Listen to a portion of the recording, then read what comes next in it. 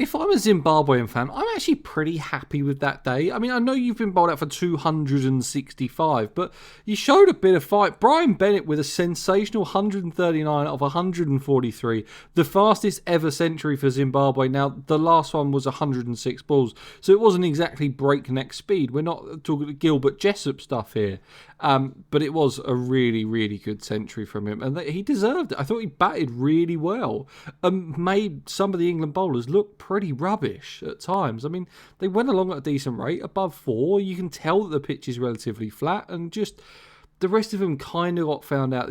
I do think this is one thing that this England team is good at, is when the pitch is flat and just finding different ways to take wickets, whether it's going to the short ball, whether it's trying something else, funny fields, different things like that. I think that's when Ben Stokes comes into his own as a captain. I was fuming when they were bowling Shoaib Bashir first change, but it seemed to go okay. He took 3 for 62. 2 from Ben Stokes for just bowling 3.2 overs. He should have had a wicket with his first ball after Bashir goes off with a dodgy finger. It was just... There's like an aura about him, and it's unbelievable because every time he gets the ball in his hand, you think that he's going to do something, and he usually does. Now, it was a pretty poor performance with him from the bat.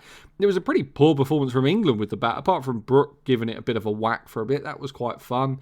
But, I mean, Stokes was genuinely bounced out by Zimbabwe, which is a little bit of a worry. The one just rose on him a little bit quick. Pope went early. England enforced the follow-on. I'm surprised that they did. I guess only 63 overs that they faced.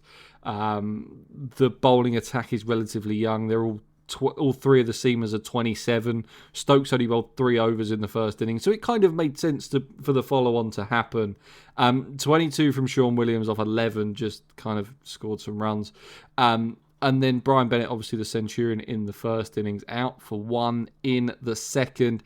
England look to wrap up this game if we get enough play tomorrow. I don't think anyone needs to worry about the draw.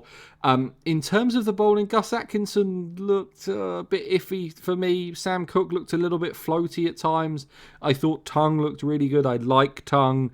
I think he's one of England's best bowlers. I'm so glad that he's fit. Touchwood that he can stay fit. I mean, he's one of the faster bowlers that we've got. He's constantly up there, kind of 87 miles an hour, which is really good speed. Bashir still hasn't shown me enough. I still want to see more from him, and it worries me that when we get against better opposition, that he's still not going to quite be up to scratch.